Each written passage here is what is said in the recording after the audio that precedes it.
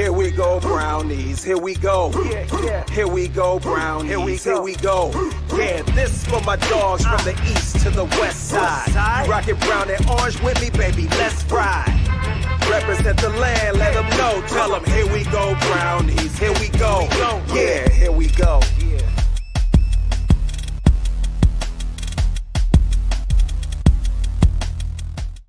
Welcome in, everybody, to another episode of the Here We Go Brownies podcast. I'm Allie Ellery, coming at you live from Pensacola, Florida. Joined with me, as always, out in beautiful Cleveland, Ohio, we've got Dustin. Dustin, how's it going? Good, Allie. One team's playing great in Cleveland right now. That would be the Cleveland Cavaliers, with the best record in the NBA, playing lights out right now. But no, it's funny. You'll understand this because you lived here. It was almost 60 degrees today. And then weird weather came in, and we had sleet and rain, and there's like tornado warnings for later this evening, which is really weird. And then at 4 a.m., it's supposed to start snowing. I can't make that up. That is literally in the forecast. That sounds about right. That sounds like Ohio. I was like, how the hell do you get every one of these things in the forecast? Like tornado warnings, because it's going from really warm to really cold, right? That causes unstable weather. But I was like, this is nutsoid. Like, this is like, what is happening? But yeah, it's fine.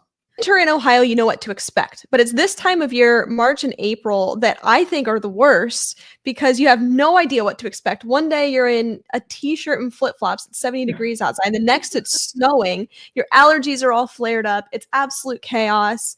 And it's gray out. You're still dealing with nasty piles of snow in the parking lot of Target. Like, it just, so I in my opinion, I think this early spring is some of the worst because December, January, February, you know what to expect. It's cold. You know that. This time, you just never know what you're going to get in Northeast Ohio. Speaking of Northeast Ohio, Dustin, you got a nice shirt on. Tell us about it. Yeah, check this out. This is from our new friends over at We Bleed Ohio. It's kind of a cool, obviously brown and orange in it, so they're playing on the colors, right? But it's really super soft. It's really nice. It's a great thing to wear. It's also the ones that have our new Here We Go Brownies t-shirts and sweatshirts. Super soft, so you can go get them, but go to We Bleed Ohio. They're going to be dropping some really cool, hot new Guardians. I can't really say Guardians, but baseball themed and Cav themed looking things. But those are just some really cool things they're going to come up with. He's always dropping really cool designs. I guess the best way to describe it is go out, subscribe to his email list to get notified when the coolest, newest stuff drops, right? That's the whole idea. So that's at We Bleed Ohio. Also, you're supporting a local Cleveland, Ohio company, which is always amazing. And we're excited to partner with them. But really, it's just really soft stuff. And Allie, you'll have yours soon enough, so you'll know how good the quality is over there at We Bleed Ohio. I'm excited. I'm looking forward to it. Thanks, everybody, for joining us. We got Ricky here. We got Danielle. We're excited that you guys are hopping on with us this evening. We've got a pretty cool show. We are going to have Mary Kay Cabot on at some point tonight. We're hopeful anyways. We didn't receive an exact confirmation on time, but stay tuned in that regard. We're hoping to pick her brain about the NFL scouting combine and, of course, looking ahead to the draft upcoming here next month, which is crazy, Dustin. As always, we'll bring the husband of the program on, Dr. David Ullery, talk about some injuries with some prospects. But, of course, a lot to talk about tonight, Dustin. The NFL scouting combine just wrapped up. Let's just get into it. What'd you think? Winners, losers of the combine? I mean, there are no losers, but risers, fallers, if you will. What did you think? Well, I was listening to Mary Kay earlier today, to prep for the show, and it was really interesting. This really is the silly season, when it comes to the combine. And it's like you went from, oh my gosh, Shedeur Sanders, gave great interviews, and then there was like this one outlier quarterback coach that's remains anonymous, and I always say anonymous sources. If you hear one thing, it's usually the opposite in the silly season. That he's arrogant, and he doesn't like that he has all this NIL stuff, and it's like, I'm sorry, it's the world we live in. It's the way of the world right now. Yeah, so it's like, okay. Oh, by the way, he grew up in the shadows of one of the best marketing guys of all time to play football. His dad, Deion Sanders. I mean, like, come on, you gotta have to look at the big picture. But I will tell you this. Also, in this entire thing, all the hate came down on the quarterback from Ohio State because he had a mediocre. And I'm like, okay. And then I thought it was funny that Shador then popped in online and said, hey, you guys are throwing so much hate out here. The guy just got a natty. Like, it was like you got to have to balance some of this. And I just think people get way high or way low in this combine. And now I kind of understand why some guys kind of opt out of it, because so much can be put on like these tests and these drills to the point where it's just weird to me. Like, it's just, I don't know. It's hard to explain, but the stuff that goes into this combine and just how much is put on it. But we had Nathan on last week, and he gave a really interesting synopsis. You find out a lot of stuff late at night when you're having some cocktails. We're just sitting around, and the rumors like, the Titans aren't going to take a quarterback is what I'm hearing. And, just those things, but you don't know what to believe because it is silly season. Our team's putting smoke screens out to just draw more attention or get more draft capital for a trade. I mean, it's just weird to me how this thing has got so many different smoke screens. So I don't know what to believe, quite honestly. No. It's like, okay, is that really the case, or is that not really the case? Well, that's what these teams want. They don't want anybody to have any idea, other teams included, what's going on with their organization. I mean, it's crazy. This is silly season, as you said.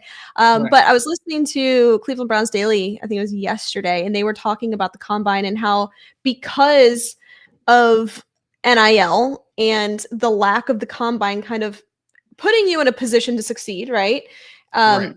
Probably just going to continue to see more opt-outs. And also, if you want some of these top 10 projected guys to go to this, you're going to have to pay them. Like, that's just the way that this is going.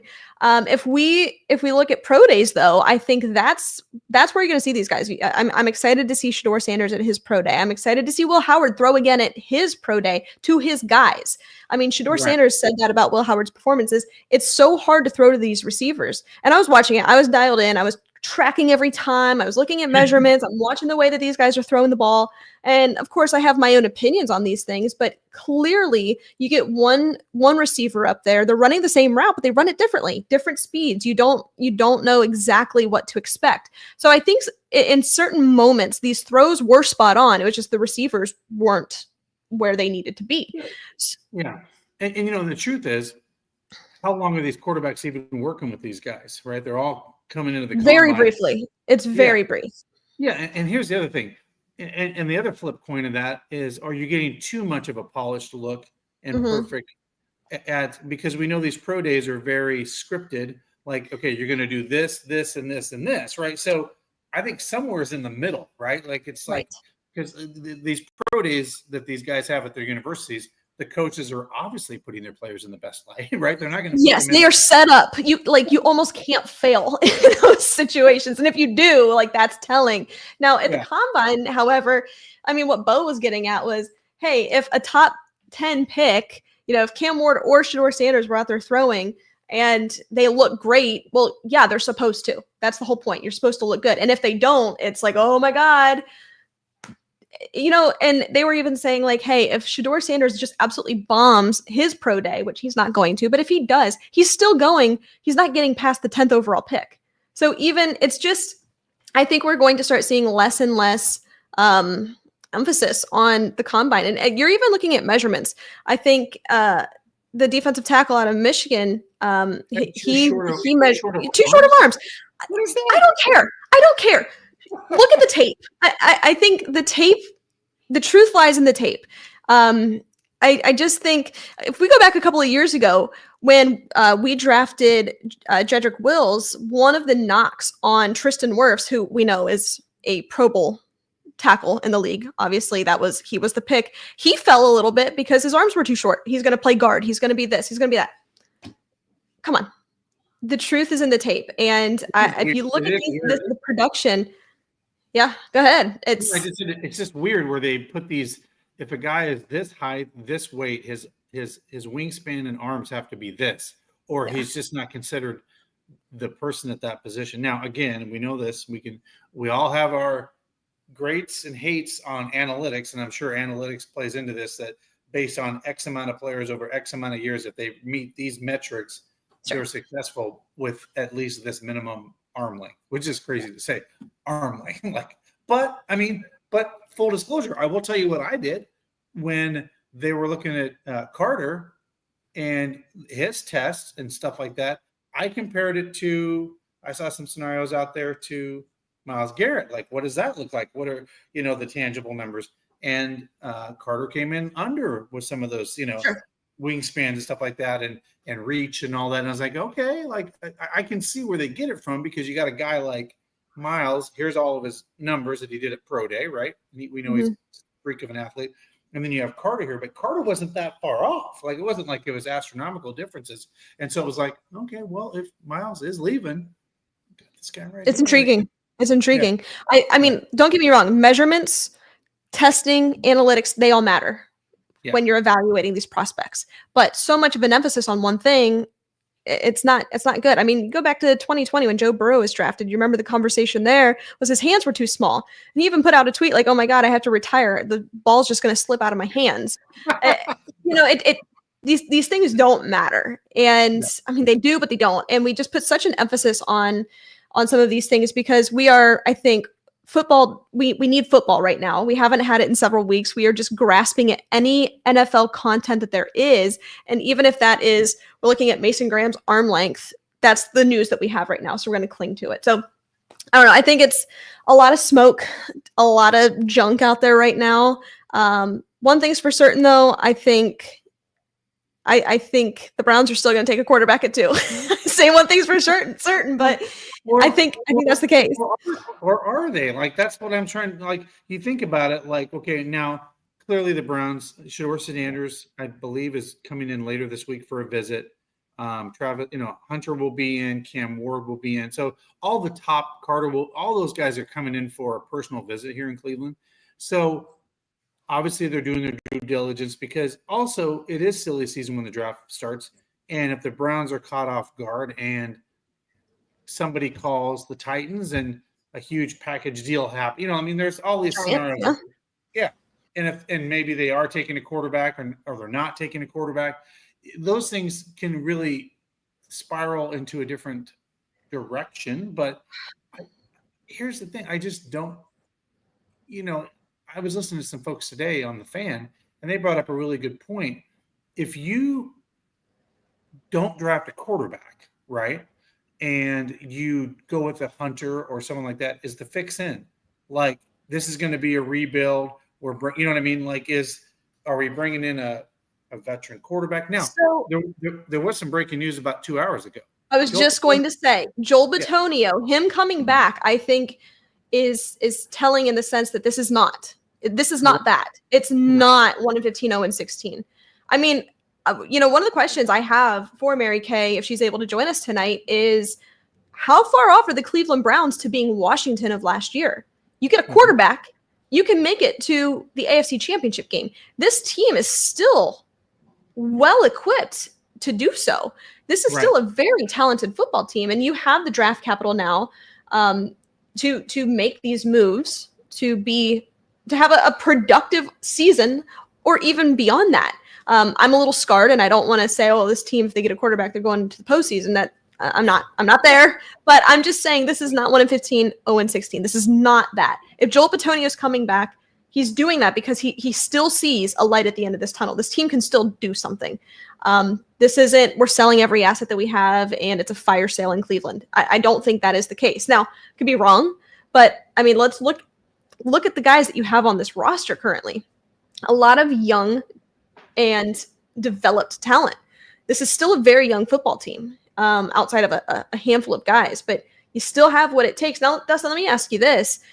In the event that the Browns don't go quarterback at 2, if there's a couple of trades that happen and maybe they're not in love with the top 2 guys, in your opinion, who is QB3 in this draft? Probably Dart, the guy out of Ole Miss. I mean, like, he's shown all the intent, and his stock. I mean, he may be gone in the bottom of like some team that. I think he's going to go in the first round.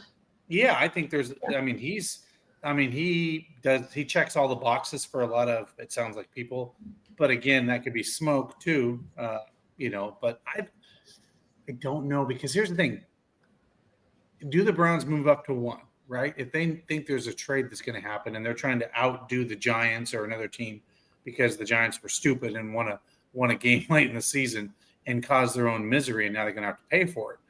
I don't know. Like, it just, but there's also the people out there that say none of these guys are a Jaden Daniels type of quarterback that's going to fix your franchise overnight. I mean, there's that argument out there too. Yeah. So, and again, we're going to have a lot to talk about because free agency is upon us very quickly, and things are happening rapidly. So by next Wednesday's show, we're going to know if the Browns are bringing in a free agent quarterback, right, to steer us through this season and maybe have a rookie quarterback come in. I just don't know. There's a lot of unanswered questions that are going to probably be answered pretty quickly, at least on the quarterback side in the next 10 days. Because if the Browns go out and get like a Kirk Cousins or a Sam Darnold or somebody like that, or something like that happens, then I think we got to think, okay, maybe we aren't taking a quarterback at all. You know what I mean? Like, because now I'm thinking, well, that's, and then who I take? I take Travis Hunter at number 2. Especially if somebody wants to. Well, because he's such a dynamic he is such a dynamic player, and if this isn't the quarterback draft that you really want, why not put a guy like that with a Judy and an Njoku and guys like that to your offense on a rookie deal that could be here for several years and let it play out? Maybe he's better at the corner position or the wide receiver, but I'm saying that kind of talent to me. Would you take him over Abdul Carter? Offense wins championships in this game, in this league. And I honestly, yes. And I'll tell you why, because I love Myles Garrett. Has Myles Garrett been the difference from this team going to the second round or an AFC championship game? I can say no. Like, he might have had a great regular season, but Joe Flacco riding us high into the playoffs is the reason we won 6 straight. Now, did we play good defense still? Yeah, but we put up 40 points a game. Right? Like, offense this is an offensive driven league now, right? Like, I think you can win with a 15th ranked defense and an elite offense because you just have to be good. And we haven't even got into what they did with Saquon Barkley. I think running backs are back when it comes to salaries. I don't disagree with you. Okay. I want to preface with that. You're right. You have to be able to score points to win anything in this league. Obviously, that is the way of the world right now when it comes to the National Football League. However, if you're sitting at number 2 overall, I think if you are all in on Travis Hunter, you start taking calls to trade back because of positional value. I guess, and the reason I say that is because realistically, the thought of a receiver going number 2 overall is a little bold. You know what I mean? I think if you can trade back, even just to maybe number 5, number 6 overall, and still be able to get that same player and take on draft capital for this year and next potentially, I think you start fielding those calls if you are all in on that player. I don't think that's what they'll do. I don't. I still am in the camp, like we talked to Nathan Zagura last week. I still think it's quarterback 1 and 2. It's Shedeur Sanders and it's Cam Ward.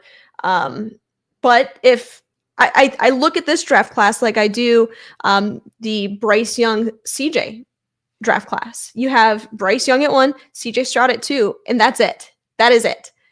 It's not the Kenny Pickett draft class. I think you've got 2 guys that can be good quarterbacks, good starting quarterbacks in the National Football League. There are question marks surrounding both, but those are the 2 guys. And then, yes, Jackson Dart's going to go in the first round, but I don't think he's an immediate starter. I don't. I think that you have to sit him. So I don't know. I agree with you that they have to go offense, but if you are sitting at number 2 and you're not taking Abdul Carter and you're not taking a quarterback, you have to start fielding calls, because I think just taking a receiver, because we don't even know how the Browns evaluate Travis Hunter, if they see him as a corner or as a receiver.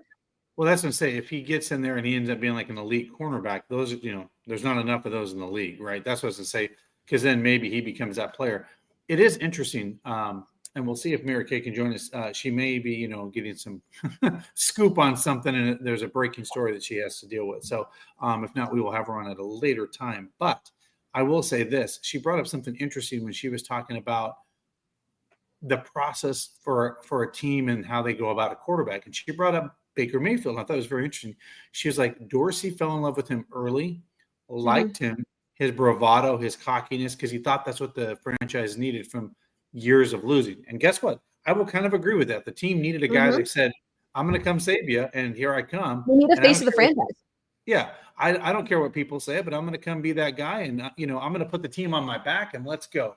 And he also said when he grabbed his, you know what, he said that's the kind of guy that I need to, like, nothing's going to faze him, and like, you know what, because Cleveland has that reputation of being kind of picked on, and I think he was like, Baker ain't going to put up with that. Like, it's just going to be, and you're right. We talked about this. Would Josh Allen be able to handle that pressure here versus personality-wise? We'll never know.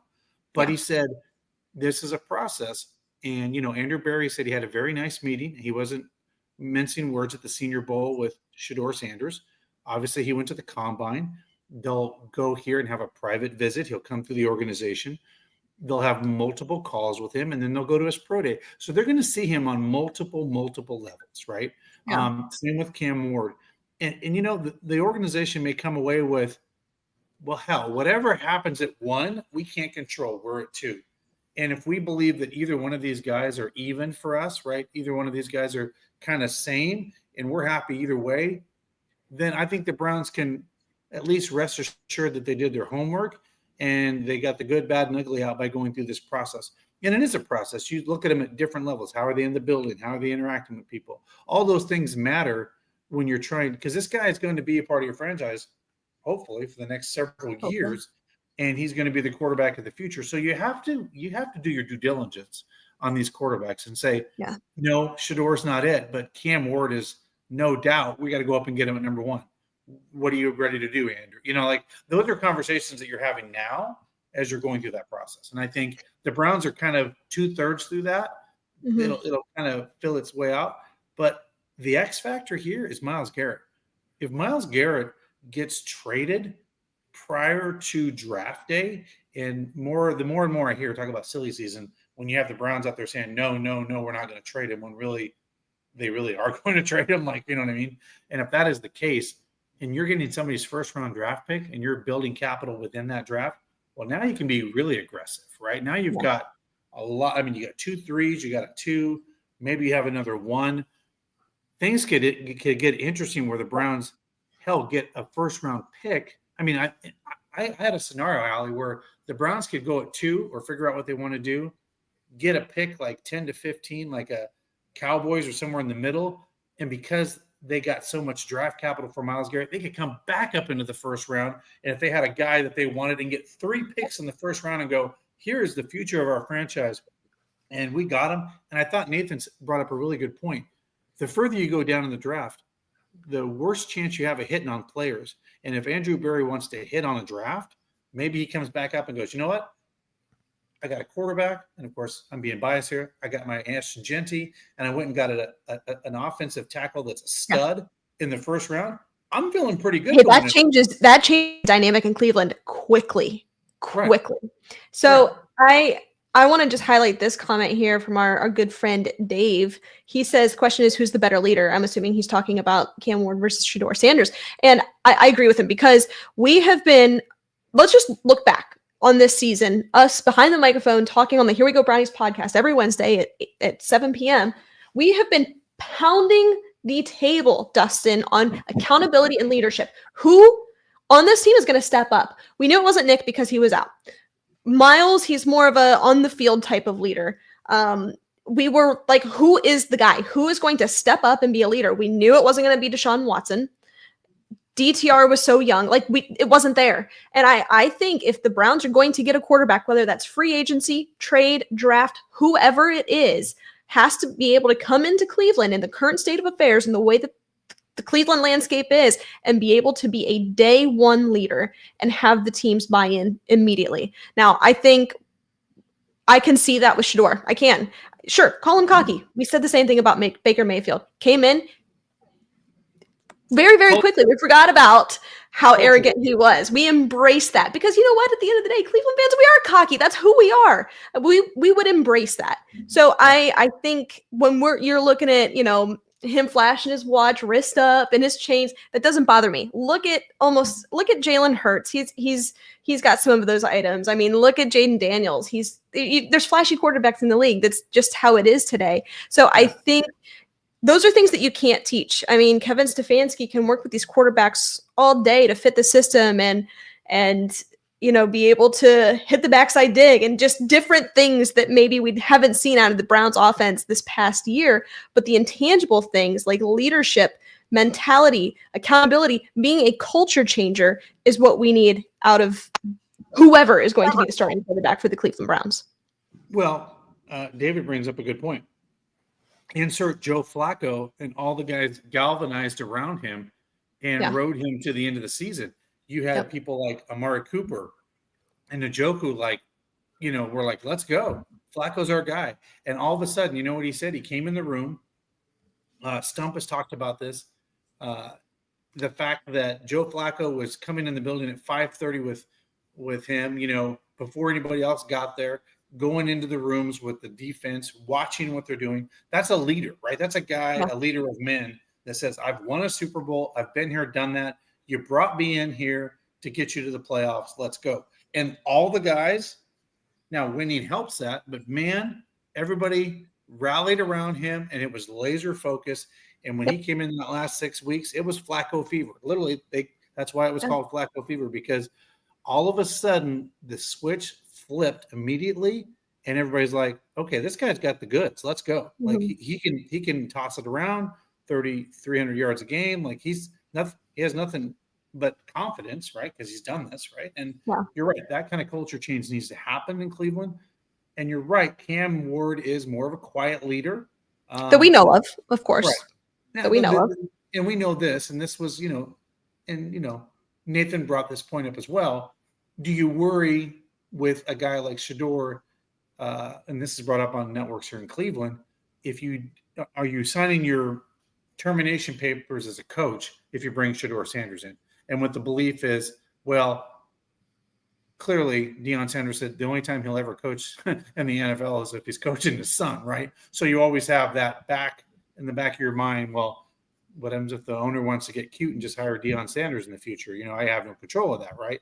Now, I don't think that's going to be the case here. I just don't. But there is that. Is there going to be that influence, like we talk about with Odell Beckham and his dad getting involved in tapes and we're scarred. We are. We hated that. I mean, it was fun to talk about on a podcast, but that wasn't a fun time to be a Browns fan. No, because you had a pissed off quarterback. It was like we're Browns fans. I mean, collectively, we're sick of the drama, right? And I think that is why so many people are a little shy on Shedeur Sanders, because they are afraid that it could come with that kind of a polarizing quarterback. We've had it, my God, with Johnny, we had it with Baker, we have it with Deshaun, but Browns fans, if anybody's going to embrace that type of player, it's this fan base. So I think it's not something to necessarily be afraid of, but this is a pick that they have to get right. You have to get it right, and you have to get leaders. All I know is if he wins a Super Bowl, they'll name a street after him in this town. That's all I know, because you know what I mean? Like, at the end of the day, this team, I won't say desperate, but at times I feel like this organization, even before the Haslams, felt desperate to bring a championship to this city. And here's the truth. This is a very, very passionate fan base. Yeah. And somebody brought up something very interesting to me, Allie, that when the Browns left, the 90s Indians became the football team, basically, and everybody became very passionate, and they had like that several hundred sellout record for the Major League Baseball because we're such diehard passionate fans. And I think the Browns feel pressure when you see a team go to the ALCS across the street and you see the Cavaliers and what the Gilberts are doing that's so successful. And by the way, 2016 seems like a long time ago. It wasn't that long time ago. And now you have a team that's guaranteed to probably be in the playoffs, if not go deep into the playoffs. I mean, that's, you know what I mean? Like, there's pressure. Like, why can all the other teams figure it out and Cleveland figures it out on the football side about every 5 to 10 years? Like, what the hell's going on? Like, there is that pressure, but I think you got to figure that out. Oh, that's what comes with being in Cleveland, right? That's That's the deal. Let's take a quick break, get through some ads, and then we'll bring Dr. David Ullery on. I want to give a shout out to our friends over at City Barbecue, guys. If you are looking to have maybe an event or your business catered, hit them up. Or if you're just like, hey, I need some lunch, head on over to City Barbecue. They have award-winning sauces, meats, and of course the sides. Come on. That's the best part of barbecue, honestly. Some mac and cheese, good God. So please be sure to go check them out. Dustin, I'm going to toss it over to you for our friends over at Legacy Integrated. Yeah, Legacy Integrated, guys. With the new year now here, one of our newest sponsors, Legacy Integrated, assists individuals with hands-off, diversified investment options that target, generative passive income. Email Brian at thelegacyintegrated.com to email him and put in passive income. Think about it. No trash, no toilets, no tenants. They're hands off for passive income, and they help you get diversified across private debt, private equity, private real estate, and other sectors that you could be kicking off for monthly passive income. That's Brian at thelegacyintegrated.com. There you go. Also, we're really excited to announce that we do have a new sponsor, and that is Lake Erie Distillery. Dustin, I'll turn it over to you. Well, hey, guys, if you haven't been there, go check them out. Local choice for world-class award-winning spirits, ingredients from Northern Ohio, and they use mash provided by local farmers for free as livestock feed. That's right, out there in Ashtabula County and some of those other places, community invested, sponsoring many local initiatives and programs, pets, children's, veterans, all those, all natural, gluten-free. Ask for it at one of your Ohio liquor stores or your local watering hole or restaurant. If they don't have it, go check it out. I just want to highlight this one real quick, Allie. This is called Burning River. That's right. We used to pollute this area so much that the river caught on fire. But this is cinnamon flavored whiskey. And I will tell you guys, this stuff right here, this cinnamon flavored whiskey puts Fireball to shame. You will never drink Fireball again in your life. It's organic. It is amazing. But they have gins, they have whiskeys. They have a dill pickle vodka, by the way, Allie. Oh, dill pickle vodka, the number one dill pickle vodka in all of Ohio. I didn't know it was a thing, and then I tried it, and I was like, "That's really good."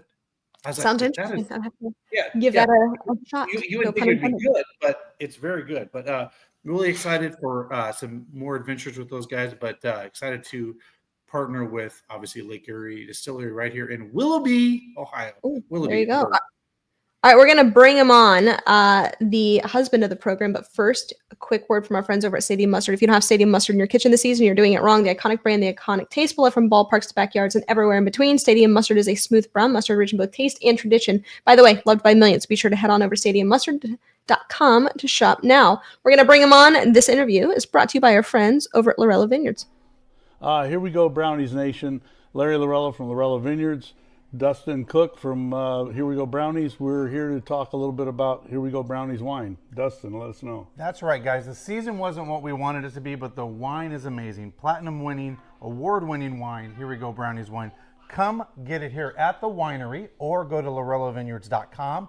And remember, a portion of every single one of these bottles goes to the Greater Cleveland Food Bank to help those that are in need and hungry. That's right. Here we go, Brownies. Here we go. Woof, woof. All right, let's bring him on. Here he is, the husband of the program, Dr. David Ullery. This is the medical moment brought to you by our friends over at Lorella Vineyards. David, hi. Hi, Alan. That's my wife. Who's that? Hey, Dustin. Hey, how are you? You doing, boss? What's happening? Not very much. Birdie wants to say hi. Oh, hi, Birdie. Hey, Bird. Sorry. No, That's my Birdie girl. made- Okay. Look at that. Birdie made Nice an little appearance. That's my As soon as I start talking, she's got to get up here. Yeah. Okay. Yeah. That's great. No, doing great. Beautiful weather here. Sounds like it was a decent day in Ohio too, as Dustin talked about earlier, but some weird stuff happening. Cavs are on. They're winning right now. Like it's a good Wednesday. It's a good Wednesday. Yeah, what's the Cavs score right now? Sorry, did you give them an update? With you? 26-25 with 3 left in the first. Oh, beautiful. All right. Cavs are up. Cavs are up. Let them know. Sometimes you just gotta let them know. And they're home. They are home. Yes, they are. They are And home. their city edition, some baby blues. They're That's pretty right. cool. The baby blues are out tonight. Okay. All right, we gotta wrap this up. I gotta go watch the Cavs. I got bets to follow. I don't like the baby blues, but I understand. I mean, I could never. I wear love the 'em. baby blues. Well, yeah, you could look great in baby blue. Cool. I can't do it. I'll look like a cancer kid. I can't do baby blue. Oh, But anyway. oh, Oh, that's That's serious. I'm serious. I Oh. I can't think wear you'd look great. yellows. I think you'd look great. I can't wear yellows. I mean, there's certain colors I can't wear. Like being a redhead, you can't wear certain colors. It's a thing. oh, So, all right. At least you know. At least you know. All right. Well, on that note, let's turn it over to the combine. David, there's a couple of things floating around out there. I really want to talk about Abdul Carter. I think he's kind of the big name. Of course, with the Browns being at number 2, he's on their radar. So I want to talk about what's going on with him. Obviously, he did not participate in the combine. So let's talk about it. Yep. So it's probably the biggest one in terms of injuries unveiled or revealed throughout the combine medical testing process. So he was, surprisingly, the shoulder wasn't the issue, but he was diagnosed with they're calling it now a stress reaction in one of the metatarsal bones of his foot. So metatarsal bones are kind of the longer bones, kind of towards the middle, towards the front of the foot. I don't have a foot model on me, but equivalent to the metacarpals in the hand. So it's this part of the foot. I don't know if they've revealed exactly which one it is, but these are very common areas to have stress reactions.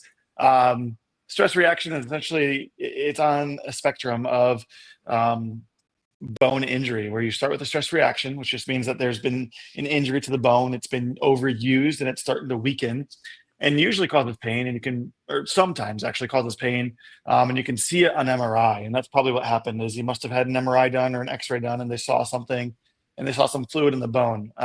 Very commonly seen in football players, especially on the 5th metatarsal, the pinky side of the foot. See it a lot in dancers too, stress reactions and stress fractures in those metatarsal bones, just because they're always kind of propped up on the ball of their foot. And so, it's kind of like I said, on a spectrum. You start with the stress reaction, sometimes asymptomatic, as he said, he hasn't really had pain with it. Then stress fracture would be the next, where it's an incomplete fracture. So there's a crack through the bone. Can't really always see it on x-rays, but it's there and it's real. And if you don't treat it, can certainly lead to a true, proper fracture, where the bone's actually broken and displaced. And so certainly want to take caution with it, because it can be an injury that leads to, the need for surgery or other things. But it sounds like he's being advised to not have surgery for it. So he thinks he should be able to participate in their pro day. We'll see. They'll probably get another MRI in a couple of weeks here to check the progress of that. I imagine they're going to keep him off of it for a little bit, just to let it heal. But the talk is that combining that with his shoulder injury, is he more of an injury prone guy? I think that's really hard to say. I mean, he had an outstanding career at Penn State, and he was productive, and so everybody gets injured at some point. And so I don't think you can necessarily label him as an injury prone guy just yet, but it could impact his draft stock. I don't know if it will, though. I mean, he seems kind of like a pretty, I don't know if you want to say generational talent quite yet, but he's creeping on the edge of that, and I imagine he's still going to be a top 5 pick, even with this injury that popped up. Yeah, I think when you look at the player in Abdul Carter, very similar to Micah Parsons. Obviously, they have a lot in common in terms of they played the same position, and they both went to Penn State, high productive guys. But I think when you look at the play of Micah Parsons, it's quite similar to that of Abdul Carter, which is different than Myles Garrett. It's a totally different type of player. Yeah. But would be a nice addition, I think. Yep. He's gonna be great. Yeah. You can already tell he's obviously, it's hard to speak on injuries and projecting that and even speculating, but you look at the type of player, even if he does fall, whoever gets him, he's going to be a really good NFL player. Yep. And I mean, just to, I guess, kind of close the loop on that, let's say we're a true stress fracture or an actual fracture. Surgery for that looks like pretty basic. If it's the 5th metatarsal, it's a screw right down the middle of the bone. Pretty stable, pretty solid. People start playing on it pretty quickly afterwards once the bone's healed. So really not a long-term issue with this injury. So that's why I think it's not really going to impact his draft stock that much. But I agree, would be a pretty welcome addition. But as you guys kind of talked about earlier, and we've talked about in the past, number 2 pick, it's really hard to not take a quarterback. So we'll see what happens. It's going to be interesting. It's going to be really interesting. Go ahead, Dustin. Sorry. David, I have just changing gears a little bit. There's a lot been made of in the press. And I actually went and saw Nick Chubb, and quite frankly, he did a signing at the Cleveland Auto Show here. I don't know if you've ever been to that alley, but it's this huge Cleveland Auto Show where everybody does this. And Nick Chubb was there, and it felt sad in the room, but also like people were going to see him for the last time. And it was weird. The line went I mean, there was over 1,000. I mean, there maybe 2,000 people in line to get an autograph and one last look at him. And I was like, I don't know if I'm ever going to see him or get something signed by him. So I went as well with Ray. But and I wish I could have put it on camera, but it was so surreal. You had this line of 2,000 people, and then everybody, Allie, because we know how much we love Nick Chubb.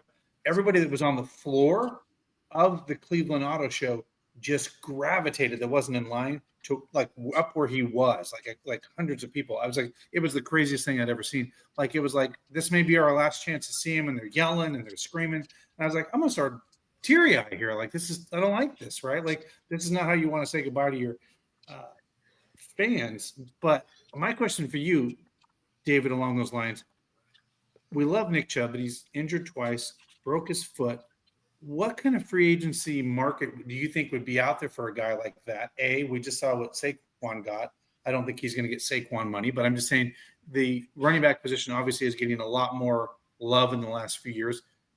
Like, what do you think his value would be for a guy that's turning 30 years old? And with the injuries, do you think, what kind of value would there be for a guy with those kind of injuries? I'm just curious. Yeah. I mean, you're absolutely right in the sense that he's not going to get like Saquon type of attention. I mean, Saquon's a little younger, and Saquon had just had, almost a record-breaking season. But I think Saquon definitely did a lot for running backs as a whole. Like you said, running backs are starting to get a little bit more respect, appreciation, value. It just seems like they're kind of slowly coming back into the fray of things. Whereas, it always, especially with running backs, it goes through phases in terms of how much they're valued. You don't pay them, you don't have them on. Right. And so if you can have a bell cow like Saquon and someone like Nick Chubb, I think there's teams that would snatch him up, or at least try to. They'd give him an offer, they'd pay the man, because, he's 30, and, we know running backs, their careers are pretty short when it comes to NFL careers. But, he showed that he can recover from a devastating knee injury and come back and be a productive player. And this foot injury, just like what Abdul Carter's going through, is a short-term, as far as I can understand, a short-term inconsequential injury. Right. I think this is one of those things where sometimes it just happens, and it's not like injury-prone, any sort of thing like that. It's just think about it. His activity level changed dramatically after going through surgery. He was not running. He wasn't on his feet nearly as often, and then he had to get ready for the season. And so he dramatically increased the amount of activity he was doing. And that's how you get stress injuries. That's how you get stress fractures and things like that. So this isn't something that's going to happen regularly. This isn't something that's going to be a lingering problem for him. So again, it's more about the knee injury, but I think him proving that he can return from this. And I think J.K. Dobbins is another example of a running back who had a great return, had a productive season after an injury that will help fuel the trade market the free agent market for Nick Chubb. There's running backs all over the board showing they can return from injury and be productive in this league. And if you can get someone like Nick Chubb who can get you 1,500 yards in a season and hopefully stay healthy doing it, I think there are plenty of teams that would be lining up to pick him up. Well, I think, and that's why the Browns are letting him test the market, because I don't think the Browns, let alone almost anybody right now, knows what the value is in terms of how much do you pay him. And that's why they came out and said, hey, whatever offer he gets, we'll try to match. Now, I'm sure if there's a team that's willing to go 3 times what he's worth, they may end up letting him walk. But man, I don't know. I don't know if this is the last time we'll see Nick Chubb in a Browns uniform. I kind of think no, we'll see him back this year. But I also think that depends on a lot of other things. What are they going to do at quarterback? Similarly to Myles Garrett, Joel Bitonio, these are decisions that, he gets to make. And hopefully he gets to come back to Cleveland. And I see Jason's comment here. He can back up Travion Henderson. This is a very deep running back class. You've got some dudes, some fast guys. I mean, the 2 guys out of Ohio State, kid out of, obviously, Ashton Genty, kid out of North Carolina. I mean, you've got some guys. And I think if we go back to 2018, where the Browns took Baker Mayfield 1 overall, Denzel Ward at 4, and then early on in the second round is where they grabbed Nick Chubb. I think this is going to be similar. We're going to get a quarterback early, and then maybe at 33, we'll look at a running back. So I'm curious to see what that's going to look like. David, anything else from the combine that is of note? Yeah. Yeah, a couple other things to discuss just from an injury standpoint. There's just one standout kind of big red flag that showed up, which was with Tennessee defensive tackle Omar Norman Lott. So he was kind of projected to be top 100, maybe even top 50 pick going into the combine. And it was discovered during his medical examinations that he has a knee injury that actually may in fact be more of a chronic issue than an acute issue. And when we come up with chronic problems and chronic issues, that's where it's a little bit more of that may impact draft stock, because sure, maybe in the immediate, future, first 2-3 years, rookie contract might play just fine. But it sounds like there's concern that this could be something that would quickly diminish his value and ability to play at a high level after a few seasons. And so, from that perspective, it sounds like he may be dropping. I'm sure he'll still get drafted, but he might be more of a end of second day and the third day kind of guy. A couple others, just to kind of review. Colson Loveland, Michigan tight end. He had AC joint surgery back on January 29th. Some have him as a top 10, top 25 kind of prospect. And so he says that he will be able to return to contact 6 months following surgery. So sometime in July, maybe right when training camp gets going. And so something to be aware of, especially for teams looking in the tight end market. And then the rest of them, we talked about Abdul Carter. I know you guys mentioned Mason Graham, but he did not play due to a left heel bruise, but again, that's something that should heal over time. Not really a big concern. Kenneth Grant, similarly, did not participate due to a hamstring strain. We know what soft tissue injuries can be like, but again, something he'll heal from long term. Miami tight end Elijah Arroyo, he had a knee bruise and also did not play, but again, these are all things that are just temporary, not long-term problems. And just another player in the tight end realm was Gunnar Helm. He actually sprained his ankle while running the 40, I think when he false started. And so I don't know if you saw any of the pictures on Twitter, but I mean, he had some pretty nasty bruising and swelling. And we know ankle sprains can be kind of lingering. So tight ends aren't super deep, I think kind of top heavy. And those ones near the top are a little questionable right now. But for the most part, all seem like injuries that shouldn't be long-term and impact draft stock too much. But overall, not a ton revealed. We also know a lot of the top prospects did not participate in drills, and so if there's other injuries that maybe didn't surface, that could have been the case. But they all went through the medical exams for the most part. So that's kind of the roundup in terms of injuries that were revealed or kind of maybe worrisome. So not a ton that we have to worry about. Cool. All right. Well, good to know. I agree in the sense that the tight ends are a little top heavy. I'm intrigued to see some of these guys pro days, those that are able to participate, that is. And David, I'm sure you heard us talking about kind of the emphasis maybe shifting towards pro days versus the combine. What do you, just as an Ohio State fan, what do you expect out of Will Howard on his pro day? He obviously struggled a little bit at the combine. You think he's going to come out guns a-blazing at the Ohio State pro day?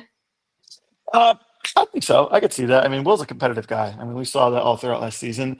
And I think he takes things personally and takes it to heart. And, he takes a lot of accountability for his actions, for mistakes. I mean, you saw his interview after the first Oregon game and how terrible he felt about that. And after the Michigan game too, and the way that he was able to respond and turn around and just perform like as good as any quarterback in a playoff run as you could see with the last 4 games of the season. I think that he's going to come out looking with a point to prove. He wants to get drafted. He wants to be in the NFL. And I think that, there's a good point to not throwing to your own wide receivers. It's hard to do. I mean, you're not as familiar with these guys.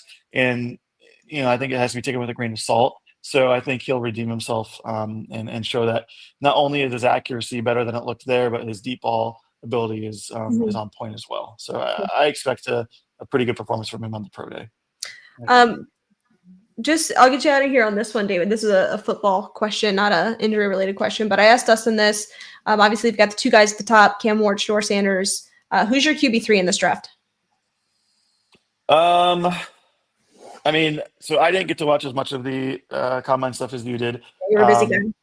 I was working, unfortunately, but same in line. I think between I think the guys in the running for it are probably as we know, Jackson Dart, Quinn Ewers. Some people may try and throw Will up there. I don't think it's Will, and I don't think it's Dylan Gabriel either. It's probably some of this is just, it's buzz, it's talk, it's creating attention that maybe isn't warranted or there. It sounds like, though, and as we know, once one quarterback gets drafted, it can kind of be an avalanche of quarterbacks, and it seems like that is leaning towards Jackson. Now, if that means he actually will end up being the third best performer of this class, I don't know. I don't think that necessarily will be true, but it sounds like he's going to be the third quarterback taken. But I mean, even with, I think with the right team in the right scenario, I think Quinn could definitely be considered up there too. I think he's got a lot of good pro potential, and a lot of opportunity to make an impact, especially if he performs at his pro day and has a good outlook too. So Yeah. it's probably between those two, I would say. But I think, like Dustin said, it seems like Jackson's probably the obvious choice here. I think so. I think his draft stock's rising. You know who else looked good was Brady Cook, the quarterback out of Missouri. He had a great comment. And not that I want the Browns to take this guy, but he's been in conversations. Jalen Milroe, he looked really good. He was throwing the ball quite well. So obviously some improvements there. He's not the answer. I will kind of die on that hill, but just to see the progress is intriguing, I will say. Well, we talked about this, Nathan said this, hell, take two quarterbacks, right? Sure. Yeah. And I will tell you, Hanford Dixon's a big fan of him. He's an Alabama kid. And then you have the new offensive coordinator, with the Browns. Like, there's a marriage a little bit there that could help, because you're right. I don't know how many of these quarterbacks are going to be in our quarterback room. So if this is a new quarterback room with a rental on a veteran, you got to take as many shots as you can to get it right. And so, sure. You can go with someone like you said, the quarterback out of Alabama, and take another quarterback too. I don't think anybody's going to knock us for, trying to hit the dartboard twice. You have to. Yeah, I know. All right, David, thanks for joining us. We appreciate it. As always, go Browns. Thanks, guys. Go Browns. Go Browns. That is the medical moment brought to you by our friends over at shot. That was quite just a boom. Yeah, it was not a good throw. Maybe he's QB3. David's QB3 in this year's draft. He was like, one dog over here now. Guys, we want to tell you about our friends over at True Fan Travel. They are taking over stadiums and cities worldwide. They are fueled by the passion of the most dedicated fans. True Fan Travel unites fans through all-inclusive sports travel with seamless accommodations and exclusive experiences. Together, they create unforgettable memories that celebrate the love of the game and being together. Dustin, real quick. Yeah, go ahead. Official partners of the Cleveland Browns, True Fan Travel is for all those away trips, but also use the code Brownies for $100 off your London getaway. That's right. The Browns are going across the pond this year for $100. Use the code Brownies on your deposit. $100 off. Who could? I think anybody could use an extra Benjamin instead of spending on a trip. Then you have $100 to go blow over in London on whatever you want to buy, souvenirs, everything, right? So yes, there you go. $100. Brownies. There you go. There you have it. All right. A couple of other things here, and we do apologize. I know here in the title it says that we'll have Mary Kay Cabot on. Kind of crazy times right now with everything that's going on with the combine and the draft. So we'll get her back on here. She's going to have some breaking story tonight and be like, oh, there it is. There it is. That's why. That makes sense. That makes a lot of sense. But Dustin, I think that it's nice to be able to have something to talk about, right? Looking ahead to the draft. Well, I'll tell you, I think next week, I don't know if Mary Kay is going to be able to come on next week, because I think her week next week is going to be crazy. Yeah. But it'll be interesting to get her take. But I think buckle up, Browns fans.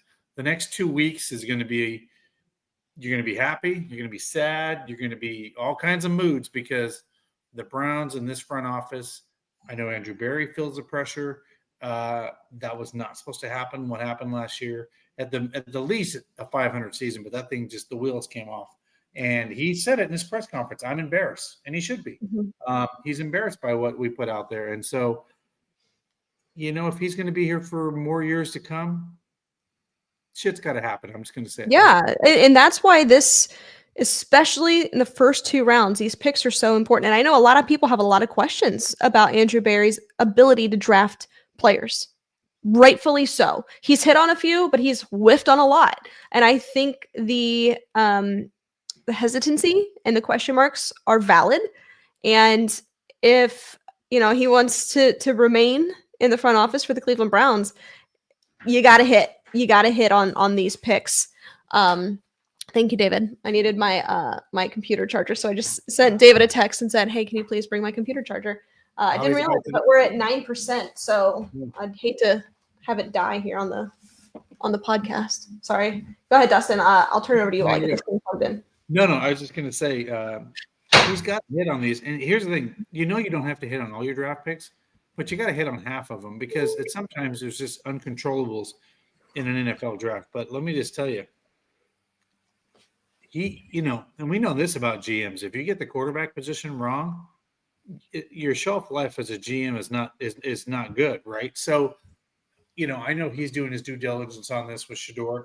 He's also, like I said, he's got to bring in a guy that has that moxie that isn't going to be intimidated or afraid if you're down by 10 or 14 points in a game that's going to come back and drive your team to it. I mean, you got to have a guy that's got that mustard in him. And I just, again, he may play it safe and go out and get a veteran just to, keep things, somewhat.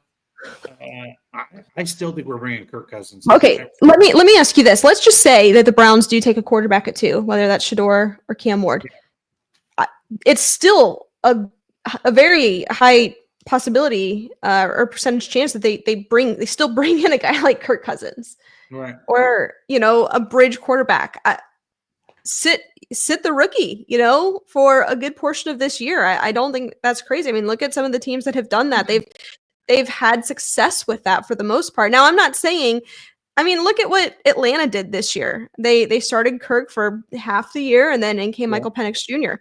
And I think that's potentially still on the table. Now, if they draft quarterback at 2, are they going to make a splash for a big name quarterback? No, probably not. I mean, we're potentially talking about. I mean, God, Justin Fields or someone like that. Yeah, Justin Fields. Daniel Jones enters the chat with that one. There's guys like that have been in these systems that can at least help in the quarterback room to prepare that kid, the rookie. So I don't know. I think that it's still on the table for them to bring somebody in to fill up that quarterback room, and of course competition. That's what we need. Here's a question. I know it's crazy. I think A, you got to ask, would he entertain it? And B, do you think the Browns would do it? Bringing a Joe Flacco back in. To be fair, yes, I think the Browns would do it. I think the fans would welcome him with open arms. However, I do think, just candidly here, that ship has sailed a little bit.